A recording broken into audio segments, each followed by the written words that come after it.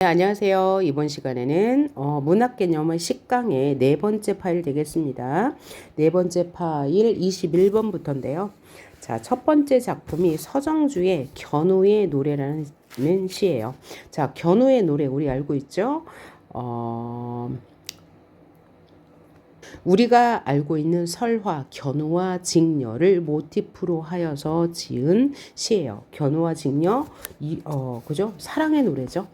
7월 7석에 한번 까치와 까마귀의 도움을 받아 만난다는 그 견우와 직녀, 한국판 로미오와 줄리엣의 이야기네요. 한번 보도록 합시다. 어떤 내용인지. 우리들의 사랑을 위하여서는 이별이 있어야 하네요. 여기 역설법이 쓰였네요. 사랑을 위해서 어떻게 이별이 있어야 하나요? 근데 심오한 뜻이 있을 거예요. 이별은 부정이고 사랑은 긍정이에요. 자, 그러면 왜 사랑에는 이별이 있어야 할까요? 높았다 낮았다 출렁이는 물살과 물살 몰아갔다 오는 바람만이 있어야 되네. 자, 물살과 바람이 있어야 한다고 했으니까 여기서 물살과 바람은 이 시에서는 긍정적인 의미로 해석하셔야 되겠죠. 왜? 화자가 있어야 할 대상으로 말했으니까요. 오, 감탄사니까 영탄법이 쓰였고요.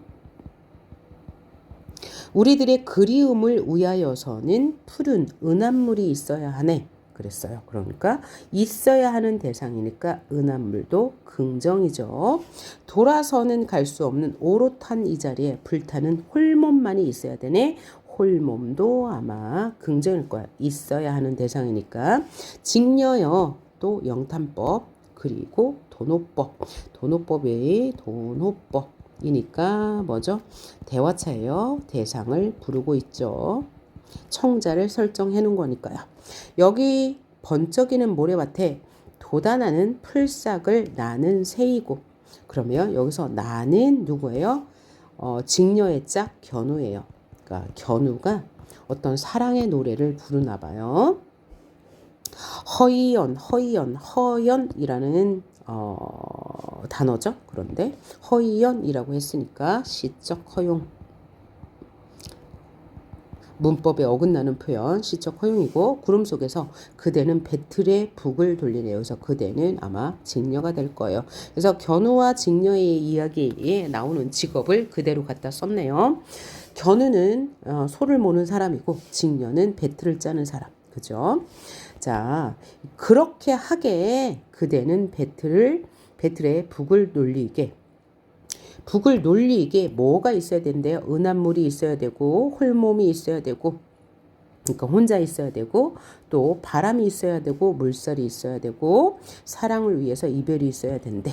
자, 이렇게까지 보니까 우리가 좀 이해할 수 있어요. 왜냐하면 견우와 직녀 이야기는 벌을 받아서 1년에 한 번, 그죠? 은하수에서 만나잖아요. 그러려면 이별이 있어야 되죠. 다음에 또 만나려면. 그렇죠. 이렇게 이해할 수 있네요. 눈썹 같은 반달이 중천에 걸리는 7월 7석이 돌아올 때까지 우리는 열심히 일을 해야 하고, 바람도 있어야 되고 물살도 있어야 돼. 이별도 있어야 돼. 그래서 우리는 7월 7석에 만나요. 그죠? 검은 암소를 나는 먹이고 직녀여 그대는 비단을 짜네 라고 이야기하고 있습니다.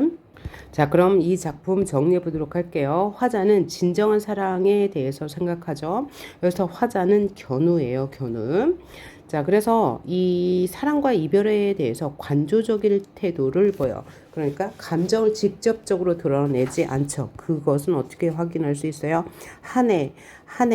한 해라는 종결 어미의 반복을 통해서 알 수 있는데, 한 해는 대상의 감정을 드러내지 않고 객관적인 태도를 보이는 어미예요. 그래서 동일한 종결 어미를 통해서 운율을 형성하는 동시에 화자의 사랑에 대한 관조적 태도를 볼 수 있습니다.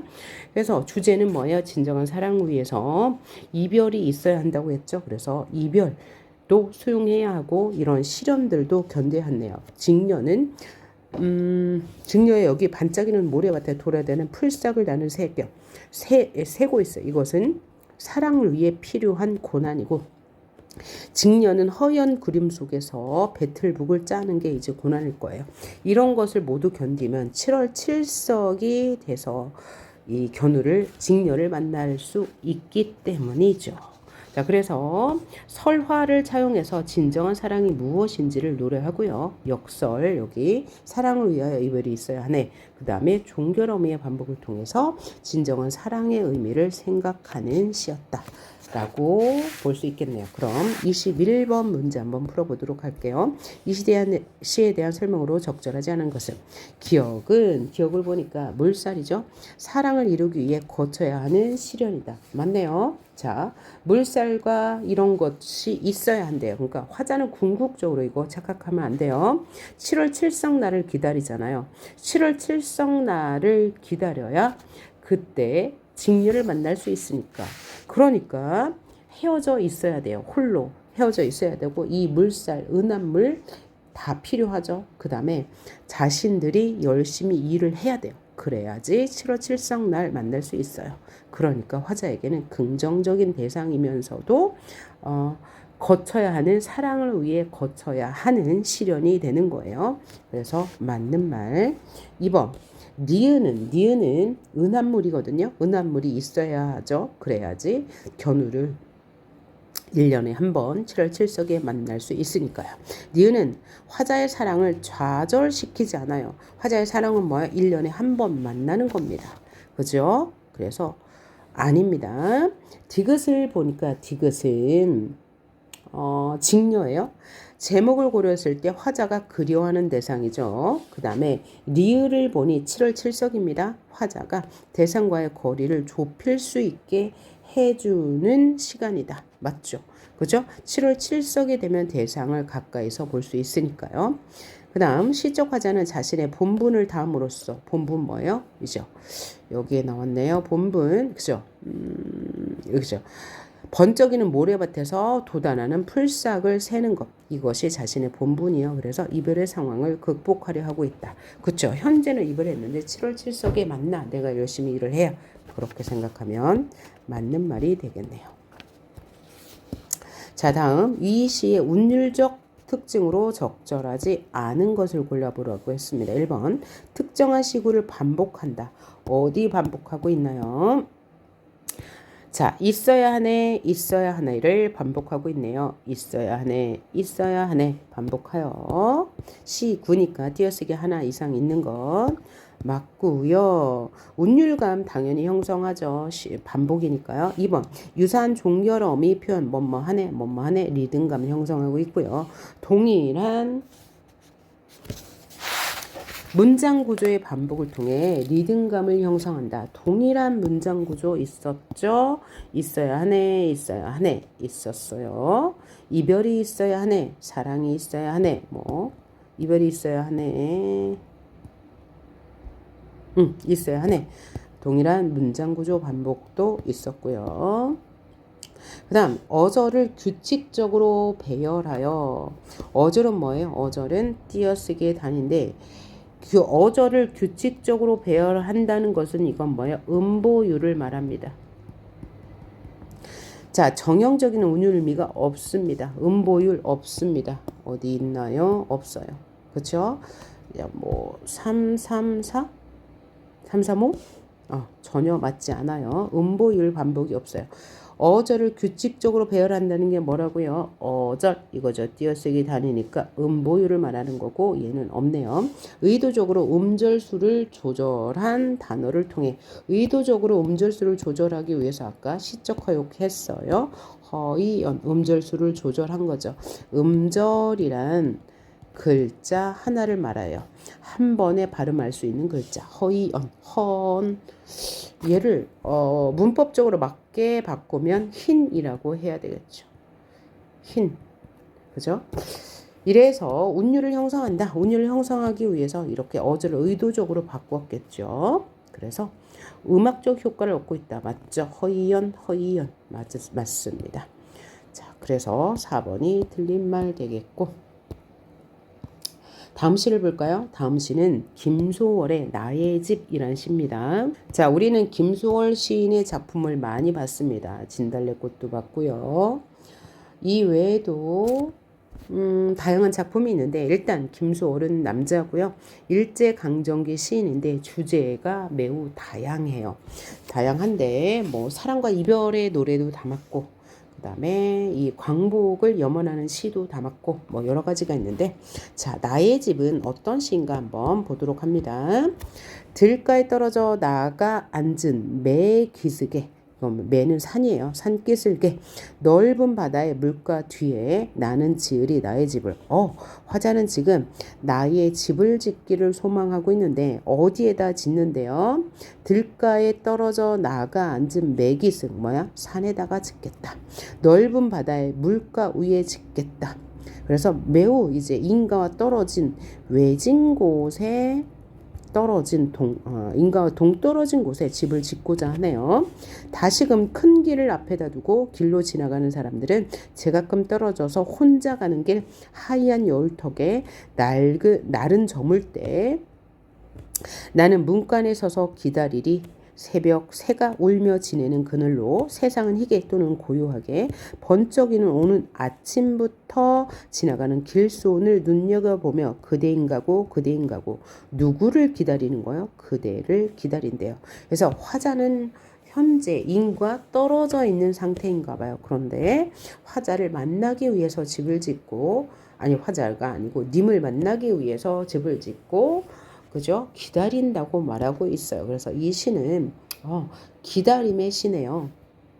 정리하자면 화자는 외딴 곳에 집을 짓고 그대를 기다리려고 하고 있어요. 나는 어디에 집을 짓고 기다린다. 외딴 곳에. 정서는 그리움이 간절하죠. 의지적이에요. 나는 기다릴 것이야. 집을 짓고 주제 임에 대한 간절한 그리움을 형성했는데 어떤 표현법을 사용했나 볼까요? 그대인가고 반복을 통해서 단어의 반복을 통해서 기다림에 대한 의지를 강조하고 있고 또 나는 지으리 나의 집을 무슨 표현법이에요? 문장 구조가 바뀌었죠. 나는 나의 집을 지으리 무슨 법? 도치법을 통해서 집을 짓고자 하는 화자의 의지를 보여주고 있습니다. 표현법은 요 두 개밖에 없네요. 자, 그래서 간절한 기다림의 시였다. 23번 볼게요. 적절한 것을 골라라 라고 했습니다. 1번 화자 자신의 삶에 대한 반성 전혀 없고요. 화자는 탈속적 삶 아니고요. 과거와 현재를 대비. 자, 과거의 모습이 없었습니다. 자, 화자는 현실의 부정적 상황으로부터 도피하고자 하는 태도 없었고요. 오히려 미래를 소망하고 있습니다. 나의 집은 그대와의 재회를 소망하는 공간으로 볼 수 있네요. 자, 그 다음 이 시의 표현상 특징에 대한 설명으로 적절하지 않은 것은 음절의 수를 조절했다? 전혀 없어요. 음절의 수를 조절하려면 시적 허용과 같은 혹은 행간 걸침과 같은 표현법이 있어야 되는데 없었고요. 동일한 시행을 반복했다. 시행의 반복은 없었습니다. 뭐가 있었냐? 그죠? 동일한 단어의 반복은 있었네요. 그 다음 시적 화자를 시의 표면에 내세워 시의 표면에 내세웠다는 것은 시에 나나 혹은 우리, 내, 저 혹은 제 이런 단어가 나와야 되는데 그런 단어가 나오지 않았네요. 그 다음 뭐뭐하며 뭐뭐하고 등의 어미를 반복해요. 운율감 어미 반복 며 있나요? 며 두 번이나 반복하면 있는데 고는 한 번밖에 없어요. 그래서 어미의 반복이 없었네요. 그리고 화자가 구체적인 청자를 한정하여 구체적인 청자는 누구일까요? 그대죠. 그대인가요? 그죠? 간절한 그리움 구체적인 청자죠. 청자 설정 맞고요. 말을 건네는 방식이죠. 그죠? 말을 건네는 방식 다른 말로 대화체 맞습니다. 자, 다음 시를 볼게요. 다음 시는 눈이에요. 눈. 자, 김수영 시인의 눈이라는 작품 볼게요. 김수영 시인이 아까 폭포라는 시도 김수영 시인이 지은 거죠. 자, 김수영 시인은 독재 시대를 살다 간 분입니다. 그래서 이 독재에 저항하는 시를 참여 시를 많이 썼어요. 자, 그래서 눈 함께 보도록 합니다. 눈은 살아있다. 떨어진 눈은 살아있다. 자, 눈. 우리가 알고 있는 그 스노우의 눈인데, 눈은 살아있다 하면서 떨어지는 눈은 살아있다. 마당 위에 떨어진 눈은 살아있다. 뭐죠? 뭐죠? 점층법을 썼네요. 점층법. 점층법이 뭐예요? 어떤 대상의 범주를 확대한다던가 아니면 어떤 대상의 강도를 점점점 강하게 나타내면 우린 점층법이라고 하죠. 이 점층법을 통해서 화자가 강조하고 싶은 것은 눈. 눈이 살아있다는 거죠. 그렇죠? 눈이 살아있대요. 그러면 다음 연을 볼까요? 기침을 하자. 젊은 시인이여 기침을 하자. 눈 위에 대고 기침을 하자. 그러니까 이 눈은 긍정적인 대상일 거예요. 눈더러 보라고 마음 놓고 기침을 하자. 기침을 하자. 기침을 하자. 반복했네요. 반복. 그 다음 눈은 살아있다. 죽음을 잊어버린 영혼과 육체를 위하여 살아있다. 눈은 확실히 긍정이에요. 그래서 죽음을 잃어버린 영혼과 육체 누가 될까요? 죽음을 잃어버린 영혼과 육체를 위하여 살아있다. 밑에 보면 나와요. 눈은 새벽이 지나도록 살아있다. 기침을 하자. 젊은 시인이여 기침을 하자. 눈을 바라보고 밤새 고인 가슴에 가래라도 뱉자 라고. 그러니까 가래는 부정적인 대상이 될 거고, 그러면 영혼과 죽음을 잊어버린 영혼과 육체는 바로 젊은 시인이 될 거예요. 이것이 바로 객관화된 화자예요. 그러니까 화자를 객관화해서 자신은 지금 영혼과 육체를 잃어버렸어. 그래서 눈에 대고 기침을 해야 돼 라고 말하고 있으니까 반성적 성격이 있다 라고 생각할 수 있겠네요. 그래서 이 시는 지금 일제강점기가 아니고 이 독재시대에 저항하지 못하는 자신의 모습을 반성하고 있다라고 반영론적 관점에서 본다면 맞는 말이 될 거예요. 그러니까 이 눈은 이 죽음과 영혼을 영혼과 그러니까 죽음을 잊어버린 영혼과 육체. 그러니까 이 영혼과 육체는 죽음을 잊어버렸으니까 부정적인 거잖아요.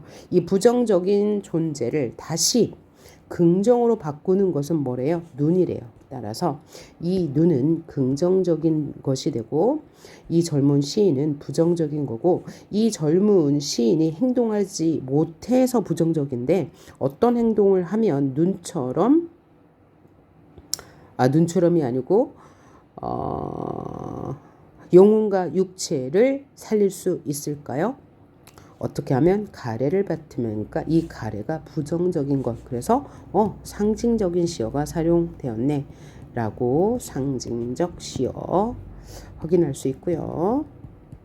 그러면 이 가래는 불순한 것이 될 거예요. 부정적인 것, 불순한 것. 불순한 것이 눈에 대고 그죠? 기침을 해서 뱉어 버리면 뭐 하던데요? 불순한 것이 깨끗해지겠죠. 순수한 것으로 바뀌어요. 순수한 것, 이것이 바로 눈이 되겠죠. 자, 그래서 이 시를 이렇게 정리해 봅시다. 화자는 지금 부정적 자아죠. 아주 지금 그죠? 어떤 상태인가요? 밤새 고인 가슴의 가래를 눈에 대고 뱉으면 순수해진다고 했고, 죽음을 잊어버렸기 때문에 영혼과 육체가, 그럼 여기서 죽음은 긍정적인 시어가 되겠네요. 뭔가 순수한 것이 될 것 같아요. 눈과 비슷한 시어라고 생각하면 되겠죠. 그런 것을 뱉어내기 위해서 나는 화자는 기침을 해야 한다고 말아요. 그래서 눈은 긍정적인 것이고요. 그걸 뱉어내기 위해서 기침이 필요하다. 눈 위에 대고, 그래서 눈이 필요하다 라고 말하고 있고요. 정서는 자신을 돌아보고 있고 반성적 태도 보이고요. 의지적이고 단정적인 태도도 보여요. 어디에 나타나요? 살아있다 라는 뭘 통해서 평서형 어미는 단정적 태도를 보여준다고 했고요. 기침을 하자. 이게 뭐죠? 청유형 어미죠. 얘는 평서형 어미는 단정적 태도를 보이는 거고, 하자라는 청유형 어미는 의지적 태도를 보여주죠. 의지적 태도를 보여줘요. 그리고 주제는 그래서 순수하고 바른 것에 대한 열망입니다. 그래서 상징적 시어 사용됐어요. 누는 순수한 것, 그 다음에 가래는 부정적인 것. 또한 점층법을 통해서 이 눈의 깨끗한 속성을 강조하고 단정적인 태도를 보이고 있죠. 그 다음에 기침을 하자. 젊은 시인은 뭐야? 객관화된 화자라고 했어요. 객관화된 화자. 자, 객관화된 화자가 뭐예요? 자신을 자신이라고 하지 않고 타자, 타인처럼 취급하는 것을 객관화된 화자라고 합니다. 또 청유형 어미를 통해서 화자의 의지를 강조하고 있고요. 상징적 시어 있죠. 눈과 가래. 그래서 이 반영론적 관점에서 본다면 이 독재에 저항하지 못하고 있는 자신에 대한 성찰이 되겠다. 그렇죠? 자, 그러면 25번 문제 풀어보도록 하겠습니다. 이 시에 대한 설명으로 적절한 것을 고르래요. 화자는 현실 상황에 대하여 체념하고 있군. No. 하자. 의지적 태도를 보이고 있는 거죠. 또 회상을 통해 자신의 삶을 반성한다. 회상의 장면이 나오지 않았네요. 화자는 다가올 미래에 대해 낙관적으로 전망한다. 미래에 대한 전망이 없었어요. 그 다음에 의지적 태도만 있었죠. 화자는 부정적 상황에 대한 극복의 태도를 보이고 있는 거죠. 하자, 기침을 하자 라고 해서 이 부정적 상황을 극복하고자 하죠. 5번 의인화된 청자 있네요. 젊은 시인하고 객관화되는 화자 자신을 불렀죠. 하지만 의인화되지 않았어요. 젊은 시인 자체가 사람이기 때문이죠. 자, 그 다음 26번. 이 시의 표현상의 특징에 주목하여 맞지 않는 선지를 골라보자. 동일한 시행을 반복하여 운율감을 형성한다. 자, 동일한 시행 있죠. 기침을 하자. 또 눈은 살아있다. 라는 시행을 반복하여 운율감 당연히 살리고 있고 화자의 정서와 태도도 강조하고 있습니다. 그 다음 시구의 반복과 변형을 통해 주제를 형성하고 있죠. 맨 앞에 1년에 시구의 반복과 변형, 눈은 살아있다, 떨어진 눈은 살아있다, 마당 위에 떨어진 눈은 살아있다를 통해서 주제 강조하고 있는 것 맞고요. 의문형 어구를 사용하여 의문형 어미가 있어야 의문형 어구가 되겠죠. 그런데 의문형 어미가 어디에도 없으니까 틀린 말. 그 다음 유사한 문장을 순차적으로 확장했다. 이게 바로 뭐예요? 점층법이죠. 유사한 문장. 눈은 살아있다. 떨어진 눈은 살아있다. 마당 위에 떨어진 눈은 살아있다. 그래서 순차적으로 유사한 문장을 확장하여서 고조되는 감정. 그렇죠? 고조되는 화자의 감정은 뭐예요? 이 순수함을 갈망하는 감정이죠. 유사한 종결 표현을 반복적으로 사용했죠. 있다, 하자. 종결 표현을 반복하여 시상의 통일성을 주죠. 2번 이상 반복하면 시상의 통일성, 운율감, 정서, 태도, 강조 나타나죠. 자, 지금까지 식강의 몇 번째 파일이었죠? 4번째 파일까지 해서 식강의 강의를 모두 마쳤고요. 다음 시간에는 11강 함께 공부해 보도록 합시다. 수고하셨습니다.